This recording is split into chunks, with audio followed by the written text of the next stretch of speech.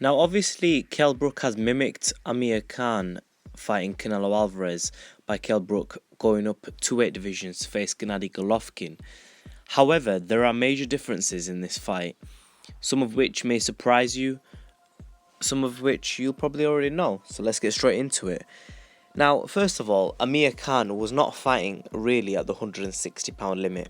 He was only fighting 1 pound above 154 pounds. Now, to get from 154 to 160, that is 6 pounds difference. However, to go from 140 to 147, there is 7 pounds difference. But imagine a fighter fighting at 142 pounds catch weight and saying that he is a 147 fighter.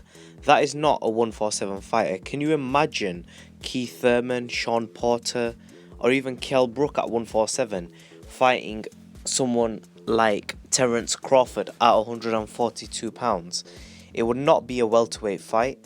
Therefore, when Amir Khan faced Canelo Alvarez, it was not a welterweight fight. It was very close to 154. It wasn't even 2 pounds over. It was 1 pound over. So first of all, there's that. Amir Khan did not have to jump up from 147 to 160. He only had to jump from 147 to 155. So, you know, it is still quite a big difference, but it was pretty much only one weight class. So in total, he had to add, 8 pounds. He was fighting someone who the day before was allowed to weigh 8 pounds more, whereas Kell Brook is fighting someone in a weight class 13 pounds above, because we can't really consider weight classes, because really these weight divisions in real life, there is no such thing as welterweight, middleweight. There's just names given to certain weight classes, but you can really look at the weight in terms of pounds. And as we look, Khan moved up 8 pounds, Kell Brook is moving up 13 pounds, so there is a significant difference right there. But having said this, Amir Khan started off at much lower weight divisions. He's fought as low as 135 pounds. Kell Brook has always been fighting at 147 pounds. He's the much naturally bigger fighter. Now, if we look at pictures of Kell Brook in comparison to Amir Khan in terms of weight, Kell Brook is the far bigger guy. He's much stronger, much bigger, but he doesn't carry anywhere near the speed of Amir Khan.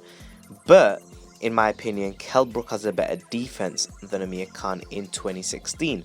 Kell Brook has really refined his skills, and against fighters like Sean Porter, Senchenko, and obviously all the other rubbish fighters he has faced, Kell Brook has never been hit flush of recent. Sean Porter in the 12-round fight was never able to catch Kell Brook flush. I didn't see him at one point catching Kell Brook with significant flurries or catching him with significant punches.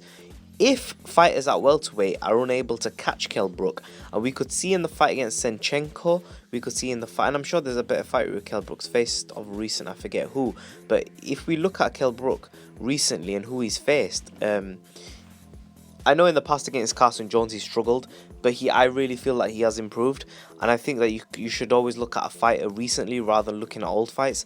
But Amir Khan has been getting clipped by flush punches throughout his entire career, whereas Kell Brook doesn't get flush punched anymore. I think before he used to be able to catch him, but I think he's actually got a very good defense. He keeps his shoulder tucked next to his chin. He doesn't usually keep both his hands up. He's usually fighting one hand down. He does use his shoulder a little bit, but he likes to use his head movement as a defense and likes to make the opponent miss by inches and counter punch them. I think he will have an easier time doing this at 160 pounds, but the difference is that Triple G at 160 pounds, although he may be slower than the welterweights he has faced, Triple G is going to be far more skilled than the welterweights Kell Brook has faced. And my main concern in this fight is obviously Triple G's body punching. Now, this brings me on to the next thing. Because Kell Brook is a lot bigger in this fight than Amir Khan, Kell Brook's going to be doing a lot of weight training, a lot of resistance training, and I think his camp is more adequately put together. And I think that the difference here is going to be that Amir Khan did not come in optimal against Canelo Alvarez. Now, I'm not making an excuse for Amir, but I think Amir Khan could have looked a lot better against Canelo. Could he have won? I'm not going to go that far, but I'm going to say that I think he could have put up a better fight. I think if Amir Khan had looked had done his strength and conditioning properly under a better strength and conditioning coach like Tony Brady, and I emphasize this, I think he would have been able to soak up the body shots a lot better from Canelo. Canelo is a much heavier guy, and he was attacking Khan's body, and that's what slowed Amir Khan down. And if you look in my pre-fight, I've said it again and again and again and again, but I can't emphasize this enough, that Amir Khan, he was set up for that right hand because Canelo landed a significant amount of body punches to the left side of Amir Khan's body, lots of right hands to the body, and Amir Khan lowered his hands, and Canelo eventually clipped him with a flush right to his chin. Now look, there's also another difference, right? That obviously in 2016 fighters hydrate, okay? Boxing is all about hydration.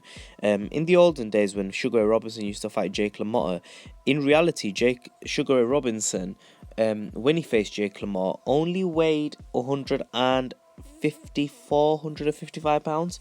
It escapes me, but he wasn't weighing full 160. But you've got to remember in them days there were same day weigh-ins, and obviously fighters would have the weigh-in and then they would get a little bit of time to hydrate, but not the amount of time that fighters today have. Saul Alvarez is reported to be the most gaining fighter in boxing from the day of the weigh-in up until the fight. He hydrates up significantly. There has been rumours about Canelo weighing above 180. I don't know. I don't believe that. I think he probably weighed maybe mid 170s, high 170s. I don't know about 180 plus. Triple G, he hydrates up as well. He comes in at 160 on the weigh-in day, but he also goes up to high 160s.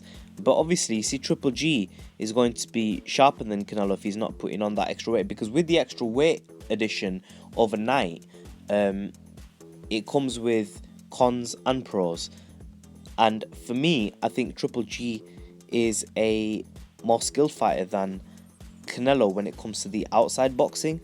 But I think when it comes to the inside and one punches, I think Canelo carries that superior skill level. I think Saul Alvarez, although he doesn't carry many knockouts as Triple G, I do think that Canelo Alvarez is able to now set up punches, and he has a better defense than Triple G.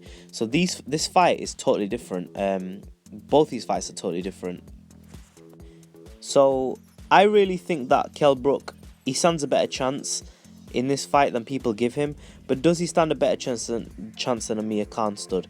Now look, everyone knows that Canelo Alvarez knocked out Amir Khan, and most people had their money on Canelo Alvarez. However, you've got to remember this. Look, I never picked Amir Khan to win this fight, right? At no point did you hear me from start to finish say that Amir Khan is going to beat Saul Alvarez. I said he stands a chance. And looking back prior, I think I made a fair assessment, because Amir Khan did stand a chance, but I found it difficult for him to do it for 12 rounds, and I felt that Canelo Alvarez is too smart for Amir Khan. I think that Canelo Alvarez is very, very, very clever.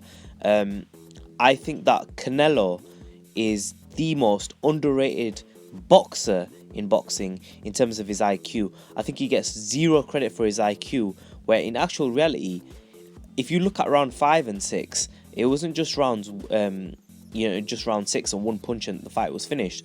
In round 5 and round 6, Canelo had slowed Amir Khan down and actually started outboxing Amir Khan. The reason he got the knockout was because he had set the right hand up, the punch output started increasing from Amir Khan, exchanges started happening, Amir Khan was inside the pocket more, and Amir Khan got caught with a flush settle punch by Saul Alvarez. With Gennady Golovkin, I don't think he's going to have an easy time slowing Kell down, because Kell doesn't get hit as much. He's got a better defense.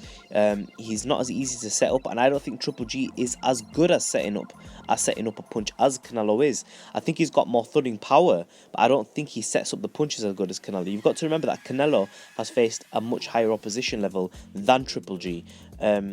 But yeah, I think in regards to the weight, the bottom line is this. I think the weight's going to level out, and that's going to turn out similar, because Kell Brook is a bigger guy than Amir Khan, but Triple G fights at a higher weight than Canelo prior to the weigh-in. I mean, you've got to remember, Triple G weighs in at 160. He only hydrates up a bit. He's optimal at that weight. Canelo fights at he weighs in at 155. 155 and he hydrates up higher, but with that comes clunkiness and slowness. So like I said, pros and cons to both. If Canelo Alvarez weighed in 160 and then went into the fight against Triple G, I think he'd be a bit sharper.